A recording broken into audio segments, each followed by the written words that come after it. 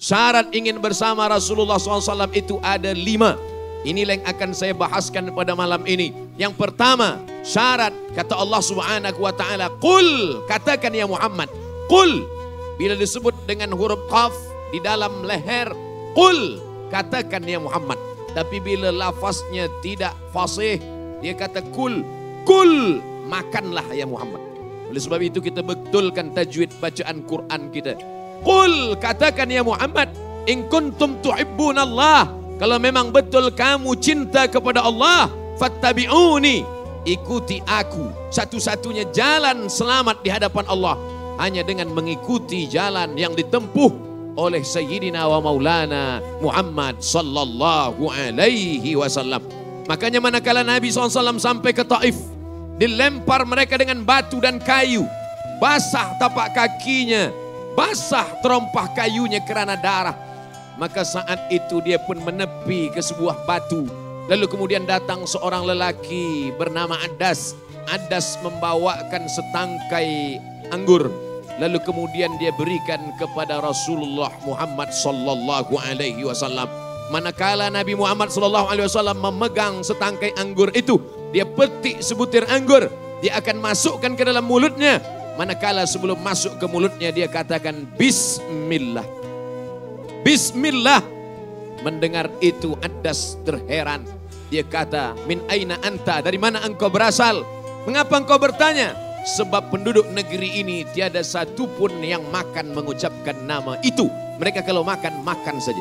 Oleh sebab itu bila kita tengok ada kawan jiran nanti dia makan saja, berarti dia orang Taif ini.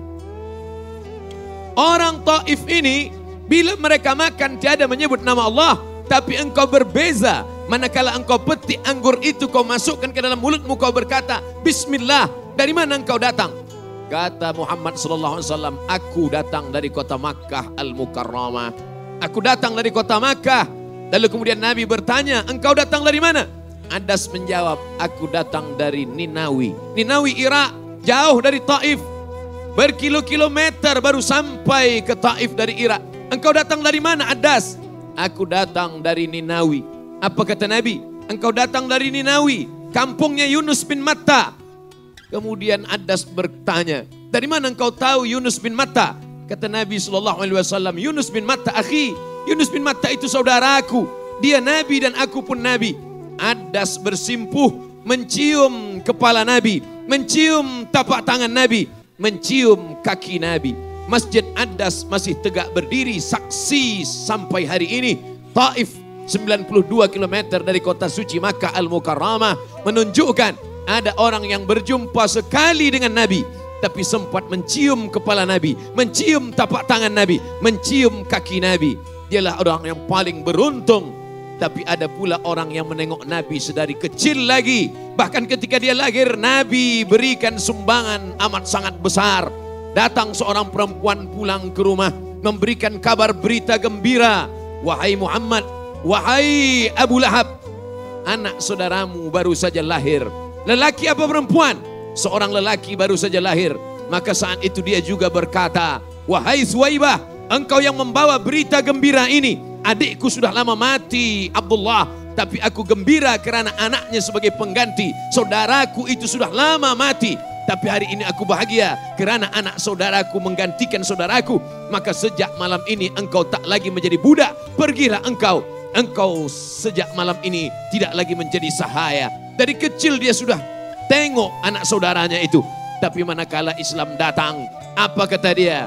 Alihadza jama'tana. Apakah untuk ini kau kumpulkan kami ya Muhammad? Tabban laka ya Muhammad. Celaka engkau ya Muhammad. Saat itu juga Allah membalas, tabbat siyada abi lahabi wa tab ma aghna anhu maluhu wa ma kasab sayasla naran dzata lahab wa imra'atuhu hammalatal hatab. Satu surah untuk dia. Padahal manakala Nabi kecil dia berbahagia, Nabi besar dia pandang di pelupuk mata, disayang kerana dia anak saudara, tapi berakhir dengan neraka jahanam. Tapi ada orang yang berjumpa sekejap mata, tapi dia sempat mencium kepala, tangan dan tapak kaki baginda Nabi besar Maulana Muhammad sallallahu alaihi wasallam. Bagaimana dengan kita? Ada setengah orang berkata mengutuk takdir, aku ni tak bertuah Ustaz Abdul Somad. Kenapa aku hidup di zaman hari ini? Kenapa tak hidup di zaman Nabi? Kenapa tak hidup di zaman Adas? Kenapa tak zaman Abu Bakar Siddiq? Andailah aku hidup di zaman Adas, tentu aku lebih beriman daripada Adas. Orang yang mengutuk nasib seperti ini, maka jangan mengutuk takdir. Boleh jadi bila engkau hidup di zaman Abu Bakar, engkau belum tentu mengikut Adas dan Abu Bakar. Boleh jadi engkau mengikut geng Abu Lahab dan Abu Jahal. Oleh sebab itu bersyukurlah kepada Allah. Sebab manakala Nabi SAW tegak di atas mimbar, Nabi melihat aku sedang berada di hadapan haud. Nabi naik ke atas mimbar kota Madinah, Masjid Nabawi. Khasnya lagi di Taman Raudhah. Ma baina baiti wa mimbari. Antara dinding rumahku dengan mimbarku. Raudhatun min riyadil jannah. Satu di antara taman-taman surga. Nabi tegak di atas mimbar. Dan Nabi berkata, aku sedang melihat haud. Haud adalah telaga. Siapa yang minum di telaga itu la yazma'u fiha abadan. Dia tidak akan haus untuk selamanya di padang terik. Di padang mahsyar yang amat panas terik itu. Lalu ketika itu Nabi berkata, aku memandang ada haud. Sahabat tak melihat. Karena penglihatan itu hanya dikhaskan oleh Allah. Dengan wahyu daripada Allah. Wa ma yantiqu anil hawa. Dia bicara tidak mengikut hawa nafsunya. In huwa illa wahyun yuha. Melainkan wahyu dari Allah subhanahu wa ta'ala. Aku memandang di hadapanku ada haud, ada telaga. Telaga Al-Kautsar. Inna a'tainaka Al-Kautsar. Kami sudah berikan engkau Al-Kautsar ya Muhammad. Apa kata Nabi SAW? Nanti akan ada orang yang minum di telaga itu. Dan manakala dia minum, la yazma'u fiha abada. Dia tidak akan haus untuk selamanya. Maka sahabat bertanya, siapa yang minum dari telaga itu ya Rasulullah? Ikhwani, saudara-saudaraku. Mereka yang akan minum dari telaga itu. Kamikah itu ya Rasulullah? Antum ashabi. Kamu sahabat-sahabatku. Yang minum di telaga itu nanti ikhwani. Saudara-saudaraku. Siapa ikhwani itu ya Rasulullah? Amanubi walam yarawni. Mereka percaya kepada cakapku. Mereka percaya kepada sunnahku. Walaupun mereka tak pernah memandang aku. Tak sezaman denganku. Tak pernah memegang tanganku. Tak pernah bersalaman dengan aku. Tak pernah mencium kepalaku. Tapi mereka percaya kepadaku. Dan mereka akan minum dari telaga itu. Agak-agaknya yang disebut Nabi itu adalah kita, insya Allah. Yang tak menyebut amin pun masuk juga ke dalam. Dengan syarat keyakinan dan kepercayaan bahwa kita 1400 tahun selepas Nabi Muhammad sallallahu alaihi wasallam. Hari ini 1441. Maknanya apa? 14 abad kita lahir selepas Nabi. Tapi kita dirindukan oleh Nabi. Patah giginya, berdarah keningnya, berdarah tapak kakinya, berdarah terompahnya di Taif. Datang sahabat, berdoalah ya Rasulullah. Kalau engkau berdoa, kau panjatkan doa. Di kulli nabiyyin da'watun mustajabah. Setiap nabi ada doa-doanya yang makbul. Kalau engkau berdoa, sama seperti doa Nabi Nuh, tenggelam semuanya. Kalau kau berdoa, sama seperti kaum-kaum yang lain, rata mereka dengan tanah. Berdoalah ya Rasulullah. Apa kata Nabi? Doa yang mustajab itu aku simpan. Aku tidak bacakan doa itu supaya mereka mati rata dengan tanah. Tapi aku simpan doa itu untuk apa? Syafa'atan li ummati yaumal qiyamah. Aku simpan doa itu supaya menjadi syafaat bagi mereka pada hari kiamat. Belum ada kita di atas muka bumi ini. Belum ada dalam bentuk darah, kuku, daging. Belum ada dalam bentuk manusia yang nyata di atas muka bumi. Tapi dia sudah pikirkan kita. Dia cinta kepada kita. Malam ini kita balas cintanya itu dengan bersolawat. Malam ini kita balas kasih sayangnya itu dengan bersolawat dan berkumpul. Mudah-mudahan malam ini kita dipandang oleh Rasulullah Sallallahu Alaihi Wasallam. Malaikat datang membawa solawat kita dari Kuala Lumpur, dari Semenanjung Melayu sampai ke kota Al-Madinah Al-Munawwarah. Ketika kita berkata Assalamualaikum ya Rasulullah, Assalamualaikum ya Habiballah, Assalamualaikum ya khaira khalqillah, Assalamualaikum ya safwatallah, Assalamualaikum ayuhan nabiyyu wa rahmatullahi wa barakatuh. Saat salam itu kita sampaikan, dibawa oleh malaikat. Saat solawat kita bacakan, Allahumma salli ala Sayyidina Muhammad wa ala ali Sayyidina Muhammad. Maka solawat kita itu dibawa oleh malaikat. Inna salatakum ma'rudatun alayya. Solawat kamu akan dibawa oleh para malaikat ke makamku, kata Rasulullah Sallallahu Alaihi Wasallam. Apa kata sahabat? Kaifa salatuna ma'rudatun alaika. Bagaimana salawat kami dibawa kepada engkau, padahal engkau sudah mati, padahal engkau sudah hancur dimakan tanah, bagaimana mungkin selawat kami dibawa kepada engkau ya Rasulullah? Apa jawab baginda? Innallaha harramal arda ajsadal anbiya. Allah mengharamkan tanah memakan jasad para nabi. Jasad nabi tak dimakan cacing tanah. Sampai solawat kita. Itulah mengapa dalam solawat, dalam solat kita bersolawat, dalam solat kita berdoa, dalam solat kita mengucapkan salam. Assalamu alayka ayyuhan nabiyyu wa rahmatullahi wa barakatuh. Assalamu alayka ya Rasulullah. Mudah-mudahan solawat dan salam kita malam ini dibawa ke kota Al-Madinah Al-Munawwarah insyaAllah. Amin. Ya Rabbal Alamin. Man shalla alayya salatan. Sesiapa yang berselawat kepadaku satu kali sahaja. Sallallahu alaihi bihasra. Allah balas 10 kebajikan-kebajikan. Wa huttan anhu asyara sayiat. Dihapuskan 10 silap salah dan dosa-dosa. Wa rufi'an lahu asyara darajat. Dinaikkan 10 darajah tingkatan kemuliaan-kemuliaan. Mudah-mudahan selama ini yang sakit-sakit disehatkan Allah Subhanahu wa taala. Selama ini yang sempit kehidupannya dilapangkan Allah Subhanahu wa taala. Itu semua barakah daripada solawat. Yang dinyanyikan oleh grup Anasyid tadi, yang dilantunkan oleh anak-anak kita muda belia tadi, itu semua adalah solawat. Ya Hanana, ya Hanana, ya Hanana, ya Hanana. Saya tak hafal yang lain, itu saya baca. Itu pun sebenarnya isinya tak lain tak bukan adalah solawat. Melantunkan solawat dengan lagu-lagu baik. Tidak ada salahnya. Kita tak boleh salahkan orang. Bila kita tak suka lagu, kita solawat. Lurus-lurus saja. Allahumma salli ala Sayyidina Muhammad wa ala ali Sayyidina Muhammad. Allahumma salli ala Sayyidina Muhammad wa ala ali Sayyidina Muhammad. Tapi ada orang, setengah orang, dia bila rasa selawat hanya lurus-lurus saja, keras hati kata dia. Maka melunakkan, melembutkan hati. Dia masukkan nahawan, dia masukkan sika, dia masukkan soba, dia masukkan jaharka, dia masukkan husaini, dia masukkan hijaz. Ada irama-irama. Dia masukkan lagu-lagu, lantunan-lantunan yang indah. Laqad zayyana as-sama ad-dunya bizinatinil kawakib. Kalau langit-langit boleh dihiasi dengan bintang gemintang, supaya mata memandang langit indah cantik. Kalau mata suka melihat lampu-lampu yang indah, mata suka melihat warna-warna, gambar-gambar yang elok dipandang mata, maka begitu juga telinga.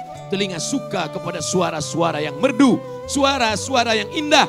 Maka kalau boleh menghiasi mata, maka boleh juga menghiasi telinga. Itulah agaknya yang membuat kita larut, hanyut dalam cinta kepada Rasulullah malam ini.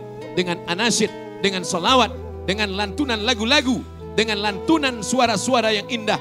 Maka insya Allah yang menikah, yang walimah, yang akikah, yang khitan, itu juga kita panggil, kita jemput grup-grup ini. Insya Allah grup ini tidak hanya hadir untuk program hari jadi wilayah, tapi juga untuk program-program walimah, untuk program nikah, untuk program akikah. Betul? Apa nama grup? Hah?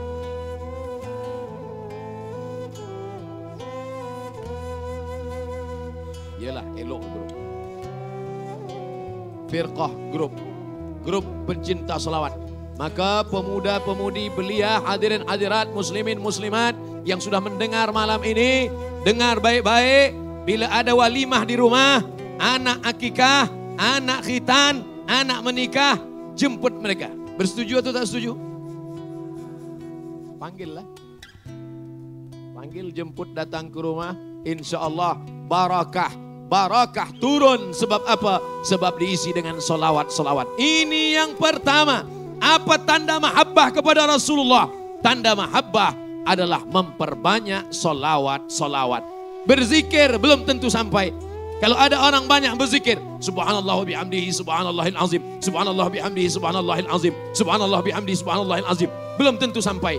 Kalau ada orang berkata, afdhalul dzikri fa'lam annahu la ilaha illallah, belum tentu sampai. Tapi solawat pasti sampai. 100% solawat pasti sampai. Kenapa? Karena kalau zikir untuk dia, subhanallah untuk dia, alhamdulillah untuk dia, Allahu Akbar untuk dia. Tapi manakala dia berkata, Allahumma salli ala Sayyidina Muhammad, untuk dia nun yang jauh di sana.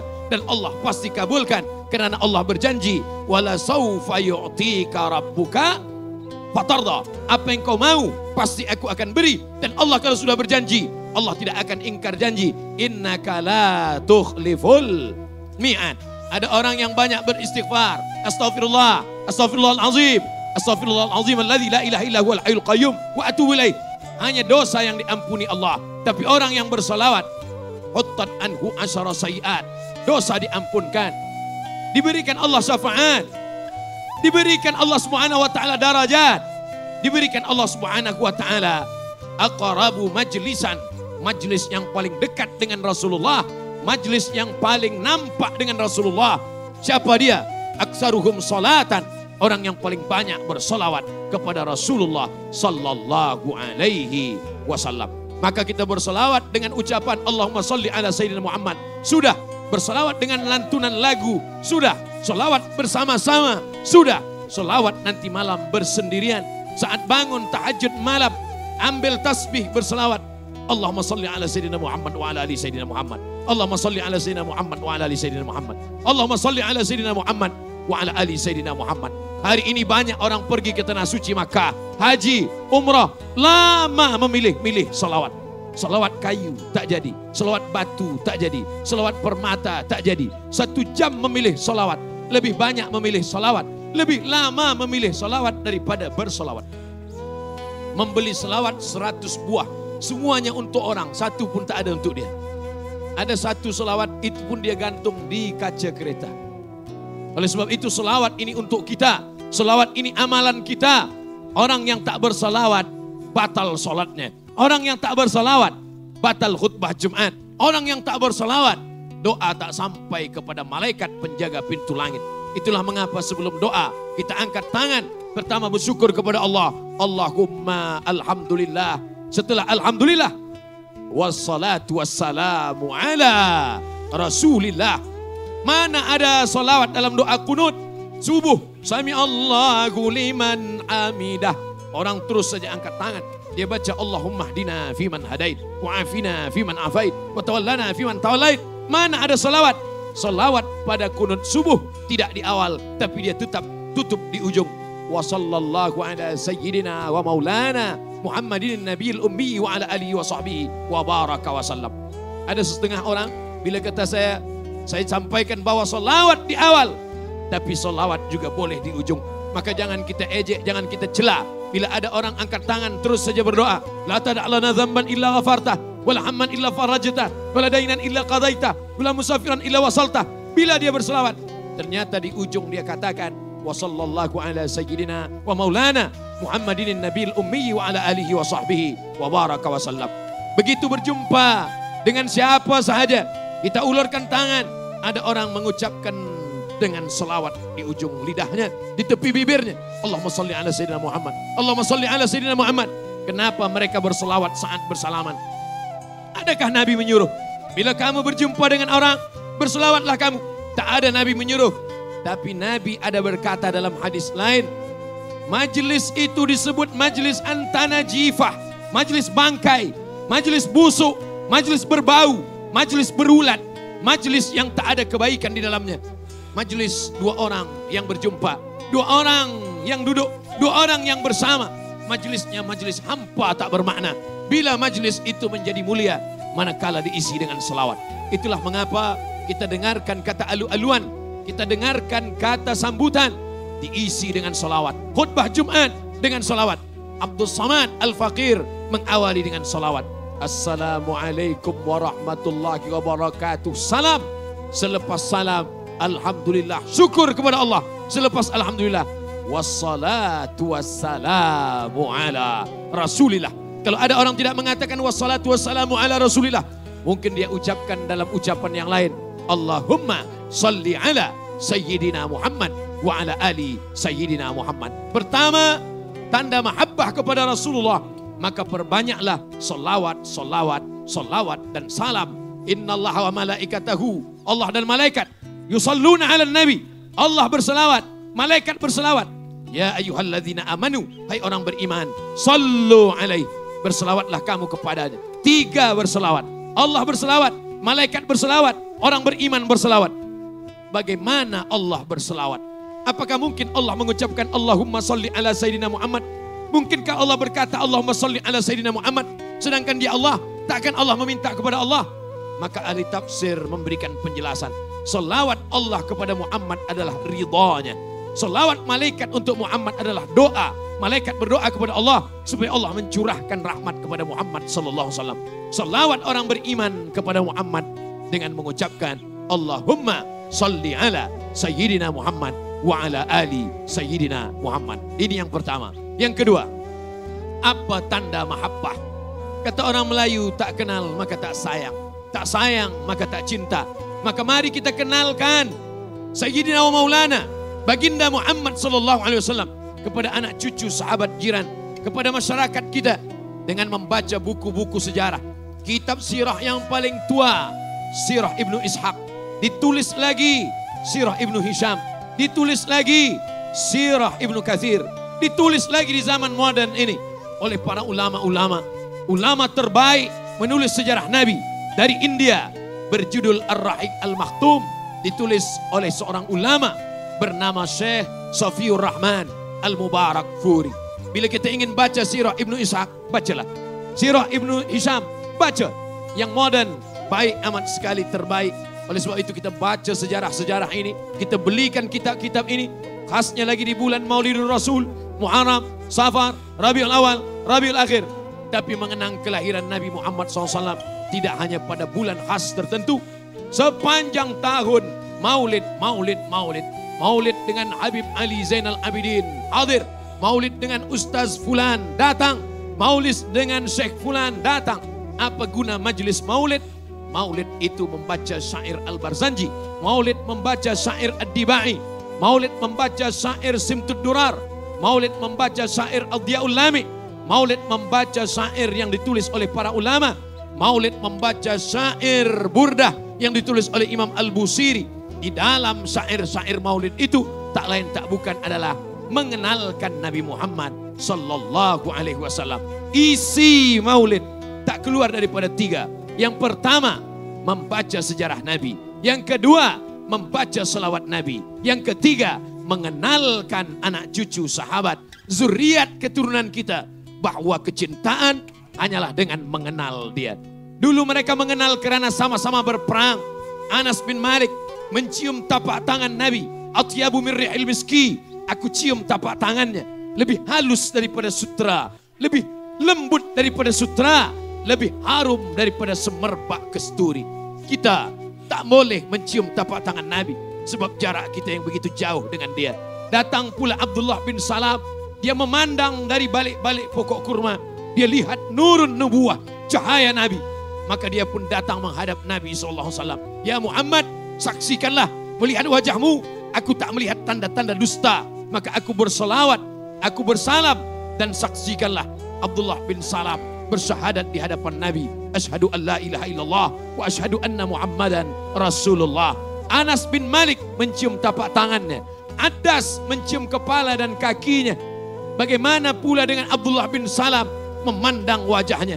Kita memandang wajahnya tak boleh. Mencium tangannya tak boleh. Jangankan memandang wajahnya.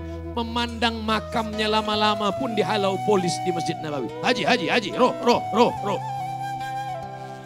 Jarak kita, torik, haji, torik. Jangankan ingin bersalaman dengan dia. Memegang dinding kuburnya pun kita begitu jauh dengan dia. Mengintip kelambu hijau yang menutup kuburnya pun kita tak boleh. Lalu apa yang membuat kita menghilangkan risau dalam hati ini? Tak lain tak bukan adalah dengan mengenang dia, dengan mengenal dia, dengan mengamalkan sunnah-sunnah Rasulullah Sallallahu Alaihi Wasallam. Bila tuan-puan memberikan buku medikal kepada anak-anak baik, memberikan buku ekonomik untuk anak-anak kita, tak salah. Memberikan buku sejarah tentang Islam di Nusantara, tentang sejarah Malaysia kepada anak cucu kita, baik, tak salah. Tapi ada kesalahan yang paling besar. Kita tak meninggalkan kitab sejarah Nabi. Mari kita renung sejenak. Mari kita pejam mata sekejap. Kita pikirkan buku apa yang pernah kita belikan. Anak-anak yang suka pada gambar-gambar, belikanlah buku bergambar. Sejarah tentang kelahirannya, sejarah tentang perjuangannya. Mereka sahabat Nabi. Manakala mereka punya anak-anak mereka tabi'in. Tabi'in tak berjumpa dengan Nabi, tak melihat Nabi, tak bersalaman dengan Nabi. Mereka bawa anak-anak mereka ini. Disinilah dulu ayah berperang dengan Nabi. Di bukit ini dulu Nabi berdarah. Di sini dulu Nabi sempat menekankan sikunya ke atas batu. Di sini dulu Nabi pernah berdoa. Di sini dulu Nabi pernah menyiramkan air. Di sini dulu kaki Nabi pernah berdarah. Begitu mereka mengenalkan kepada anak-anak mereka. Mudah-mudahan diberikan Allah kita rezeki berlimpah. Kita boleh pergi ke Makkah, melaksanakan umrah, mengenalkan tempat-tempat bersejarah. Wahai anak, wahai cucu, ini rumah dulu tempat kelahiran Nabi. Wahai anak, wahai menantu, di sini dulu Nabi pernah menggali. Dapatlah tanah, lalu kemudian Nabi mewakafkannya fisabilillah. Itulah dia tanah. Ma baina baiti wa mimbari. Inilah dulu pasar, tempat berbelanja. Karena kafir Quraisy, orang-orang Yahudi curang dalam berniaga. Lalu Nabi membuka suk Islami, pasar Islam. Hari ini kita melihat ada tempat bernama pelantikan Nabi selepas meninggal dunia. Dilantiklah Abu Bakar Siddiq menjadi khalifah pengganti Rasulullah Sallallahu Alaihi Wasallam. Tidak dibina hotel di atasnya, tetap menjadi taman yang indah. Kenapa begitu? Saqifah Bani Sa'idah, tempat bermusyawarah, parlimen pertama dalam sejarah Islam. Mengapa mereka tidak membina hotel di atasnya? Padahal tanah ini lebih mahal daripada tanah Las Vegas Amerika. Kenapa mereka tetap mengabadikannya? Supaya kita boleh bercerita dengan anak cucu kita mengenang sejarah Nabi Muhammad Sallallahu Alaihi Wasallam. Yang pertama, banyak-banyak solawat. Yang kedua, belikan buku, bawa anak cucu menantu mengenalkan mereka dengan Nabi. Ini Jabal Sur, tempat Nabi 3 malam. Malam Jumat, malam Sabtu, malam Ahad bersembunyi di Jabal Sur. Ini Jabal Nur, tempat Nabi menerima wahyu 3 tahun. Umur 38, umur 39, umur 40. Turun malaikat, Iqra. Nabi menjawab, ma'ana biqari. Aku tak boleh membaca. Iqra. Ma'ana biqari. Aku tak boleh membaca. Iqra. Iqra bismi rabbikal ladzi khalaq. Khalaqal insana min 'alaq. Iqra wa rabbukal akram. Alladzi 'allama bil qalam. 'Allamal insana ma lam ya'lam. Bawa anak cucu kita, naikkan ke atas. Tunjukkan bagaimana Nabi dulu pada saat sunyi, sepi, tak ada makanan, susah, naik ke atas. Awak masa pergi umrah naik ke atas? Saya tak naik ke atas, Ustaz. Mengapa tak naik? Sebab naik ke atas itu adalah bid'ah, perbuatan yang tidak disuruh Nabi. Rupanya bukan bid'ah, dia tak telap naik ke atas. Tak sanggup dia naik ke atas. Bila kita tak sanggup, bila kita tak mampu, jangan katakan bid'ah. Katakan saja, aku tak mampu untuk naik ke atas. Tapi ada orang yang naik ke atas, dia tunjukkan kepada jamaah, dia tunjukkan bagaimana susahnya Nabi. Rasakan bagaimana nafas Nabi. Bagaimana tapak kaki Nabi melangkah. Bagaimana sakitnya kaki Nabi. Kita akan rasakan. Lam ya'rif malam yaduk. Siapa yang tak pernah merasakannya, maka dia tak akan pernah dapat menceritakannya. Ustaz Somad pernah naik ke atas? Pernah. Mana bukti Ustaz naik ke atas? Ada videonya. Buka saja Ustaz Abdul Somad Official. Jangan lupa subscribe, like, and share. Kita bukan setakat naik saja, tapi kita sedang menapaki langkah-langkah, tangga-tangga, merasakan bagaimana nafas dia tersengal, bagaimana letihnya dia. Padahal saat itu dia dalam keadaan amat sangat susah. Tapi Allah Subhanahu wa taala memberikan kemudahan-kemudahan. Maka turunlah Iqra bismi rabbikal ladzi khalaq, khalaqal insana min 'alaq. Iqra wa rabbukal akram, alladzi 'allama bil qalam, 'allamal insana ma lam ya'lam. Dia ketakutan, dia menggigil, dia kedinginan. Datanglah seorang perempuan yang luar biasa menyelimuti dia dengan kain. Saat itu apa kata Allah Subhanahu wa taala? Ya ayyuhal muzammil, wahai orang yang berselimut, qum, jaga, bangkit, qum, bangkit, fa'anzir, beri mereka peringatan. Siapa yang mesti diberi peringatan? Wa anzir ashiratakal aqrabin, berikan peringatan kepada orang-orang dekat dengan engkau, kepada saudara mara engkau, kepada pakcik-pakcik engkau, kepada makcik-makcik engkau, berikan mereka peringatan. Dia kumpulkan, hadir Abu Lahab di sana, hadir semua yang percaya. Lalu dia tegak berdiri di atas bukit Safa. Apa kata dia? Hai penduduk Makkah, kalau aku katakan di belakang bukit Safa ini ada bukit yang besar bernama Jabal Abi Qubais. Paling besar di kota Makkah 2 bukit, Jabal Abi Qubais, Jabal Qainuqa. Jabal Abi Qubais, lalu kemudian Jabal Abi Qubais berhadapan dengan itu Jabal Qu'aiqi'an. Seandainya aku katakan di belakang Jabal Abi Qubais ada pasukan musuh yang akan menyerang kita, apakah kamu percaya?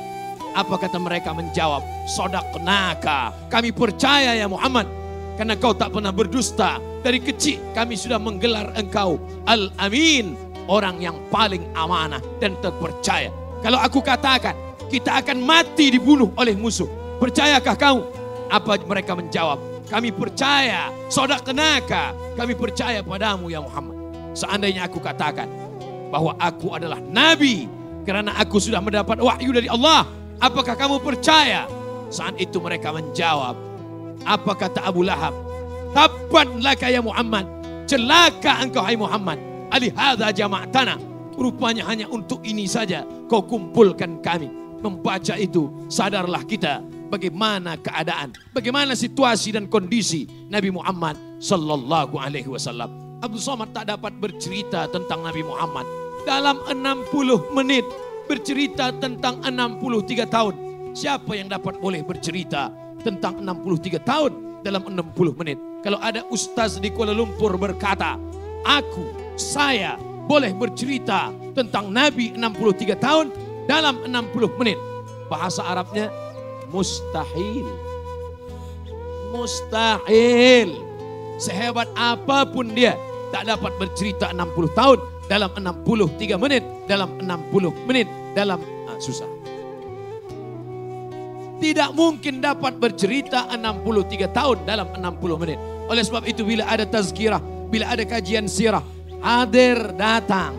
Hari Isnin malam Selasa, lepas maghrib hingga ke Isya, bacaan sirah Nabi datang.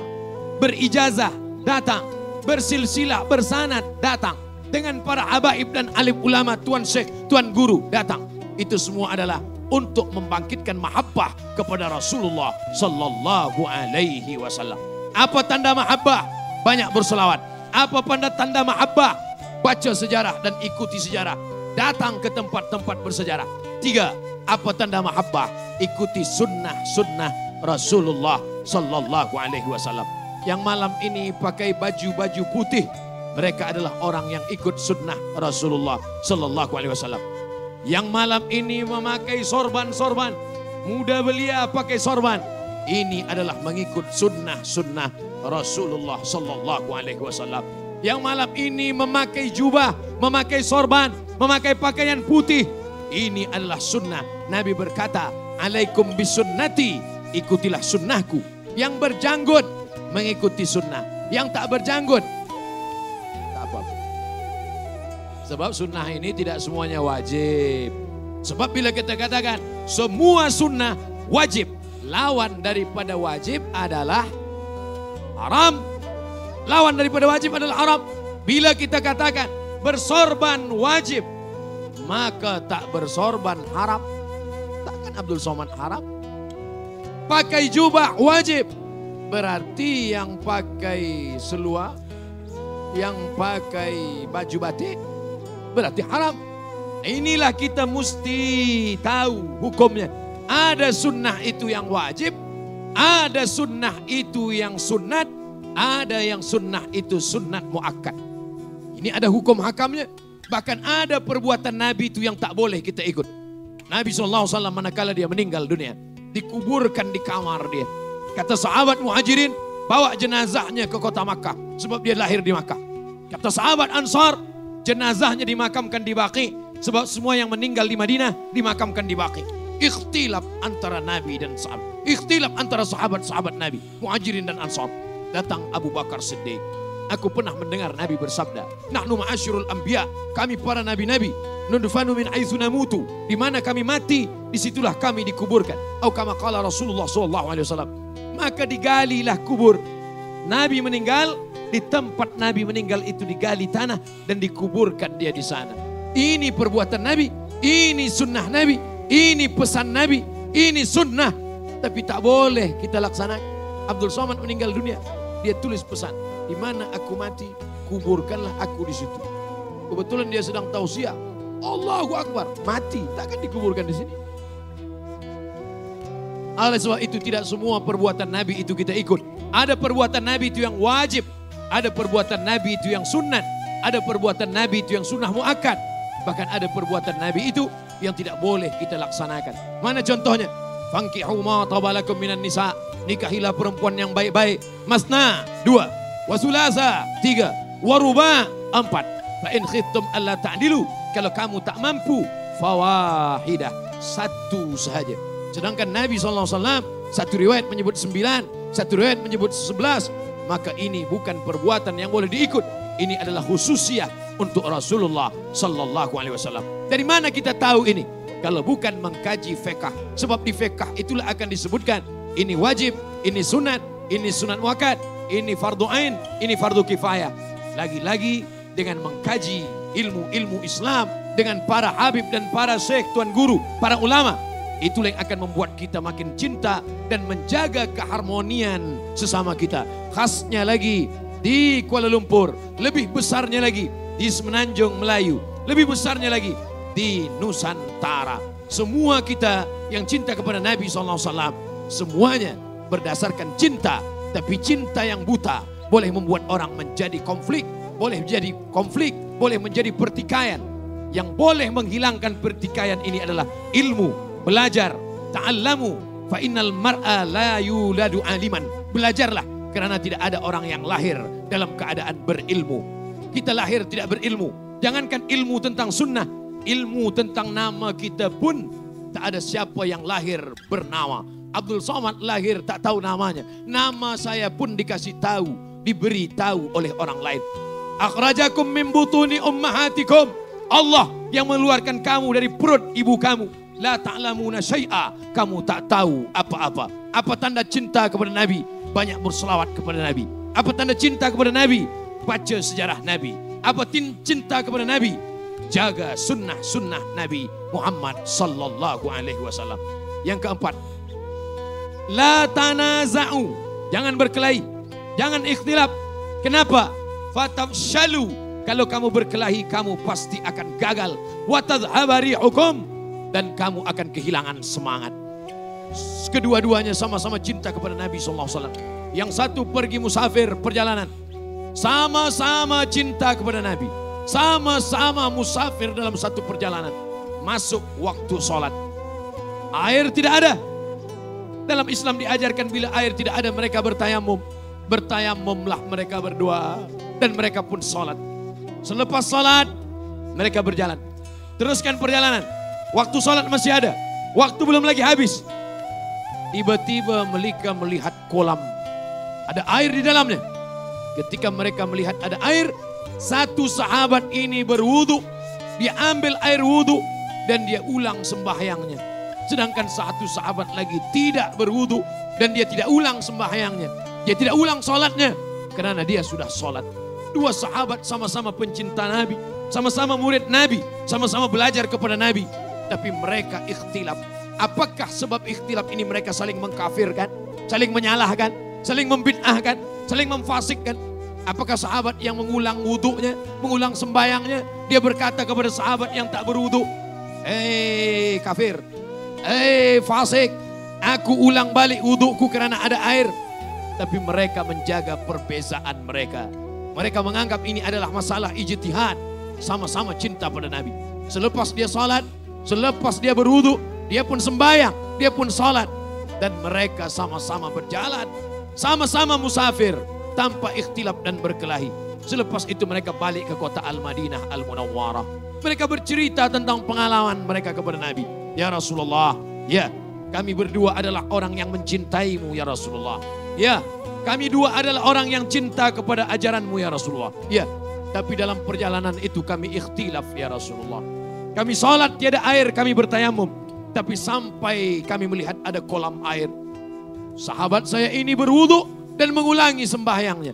Sedangkan saya tidak berwudu dan saya tak ulangi sembahyang saya. Apa kata Nabi SAW? Kepada yang tidak mengulangi wudunya, yang hanya setakat bertayamum saja, kata Nabi, laqad asabata sunnah. Perbuatanmu sudah sesuai dengan sunnah Rasulullah SAW. Apa kata Nabi kepada sahabat yang mengulangi solatnya dan dia berwudu, solat 2 kali, sekali dengan tayamum, sekali dengan wudu? Apa kata Nabi? laka ajrani. Kau dapat 2 pahala. 1 pahala salat dengan tayamum, 1 pahala salat dengan wudu. Kedua-duanya sesuai dengan sunnah Rasulullah. Apa yang membuat mereka tidak berkelahi? Apa yang membuat mereka tidak berkonflik? Karena cinta kepada Nabi. Kalau tak tahu, bertanya kepada yang tahu. Sekarang bila kita ikhtilaf, apa yang sedang kita ikut? Kita ikut kepala. Kata orang Melayu, rambut sama hitam, isinya macam-macam. Oleh sebab itu maka kembali lagi kita belajar. Mungkin ikhtilaf kita ini hanyalah ikhtilaf furu', bukan pada usul, bukan pada kaedah yang benar, tapi pada ikhtilaf masalah khilafiyah seputar mazhab Hanafi, Maliki, Syafi'i, Hambali. Semuanya masih lagi dalam ahlus sunnah wal jamaah. Tapi kalau sudah ikhtilafnya pada perkara-perkara yang keluar daripada syariat Islam, maka kita tak lagi dapat berkata kita jaga perbezaan. Ustaz Abdul Somad, ya, kawan saya ini tak sembahyang, sama sekali tak nak menyembah Allah. Tak apa-apa, selama masih ahlus sunnah wal jamaah. Oh, ini sudah keluar daripada usul. Kerana Nabi berkata, man taraka salata muta'ammidan, siapa yang meninggalkan sembahyang secara sengaja, faqad kafara jihara, maka kafirlah dia secara nyata. Bagaimana dengan orang yang berbeza agama dengan kita? Apakah di Madinah itu hanya Islam saja? Di Madinah ada Yahudi Bani Nadir, ada Yahudi Bani Quraizah, ada Yahudi Bani Qainuqa, ada Yahudi Khaybar. Apa kata Nabi SAW? Penduduk Madinah ummatun wahidah, adalah umat yang satu. Orang Madinah, orang Islam, orang Yahudi sama-sama menjaga Madinah. Bila datang pasukan musyrik dari Makkah, maka semua orang Madinah menjaga persatuan kota Al-Madinah. Maka dikenallah dengan Muahadatul Madinah, piagam kota Madinah, 11 perjanjian Madinah. Sesama orang Madinah menjaga persatuan dan kesatuan walaupun berbeza agama. Bahkan datang orang Kristian dari Najran, dari Yaman, menjumpai Nabi Muhammad SAW. Apa yang dilakukan Nabi? Nabi persilakan mereka datang ke Masjid Nabawi. Dan Nabi SAW menjelaskan tentang status Isa alaihissalam. Dia adalah anak manusia. Maka Al-Quran berkata, Isa bin Maryam. Maka jawaban-jawaban Nabi terhadap pertanyaan Kristian Najran itu, itulah yang menjadi asbabun nuzul turunnya surat Ali Imran. Imran punya istri bernama Hannah. Hannah punya anak bernama Maryam. Maryam punya anak bernama Isa. Keluarga bahasa Arabnya Ali Muhammad, keluarga Muhammad. Ali Ibrahim, keluarga Ibrahim. Saya diingatkan ada soalan. Biasanya di tempat lain kalau saya tazkirah ada kertas masuk, ada orang bagi tahu, Ustadz 5 menit lagi habis. Tapi saya dibagi tahu akan menjawab soalan-soalan. Apa tanda cinta kepada Nabi? Cinta kepada Nabi banyak bersolawat. Cinta kepada Nabi baca sejarah Nabi. Cinta kepada Nabi dengan menjalankan sunnah-sunnah Nabi.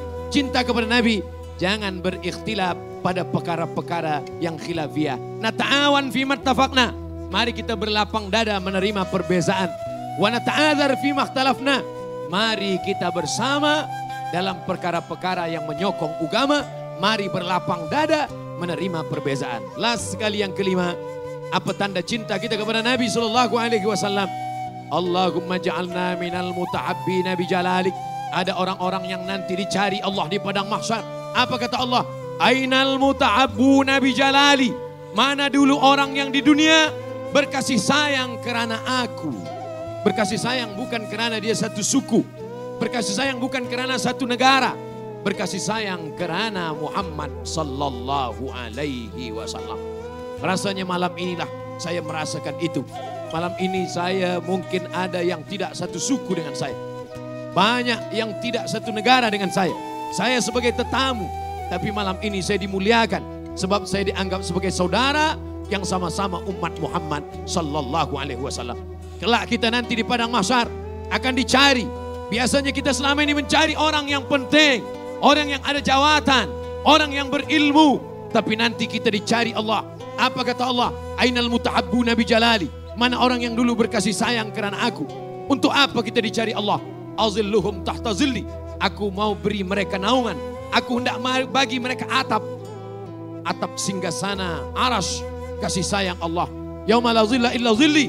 Hari itu tak ada naungan kecuali naungan aku. Insya Allah, janji Allah, janji Rasulullah. Kalau kita berkasih sayang karena Allah dan Rasulullah, semua kita ini nanti akan mendapatkan naungan singgasana Arsy di padang mahsyar insya Allah. Amin. Ya Rabbal Alamin.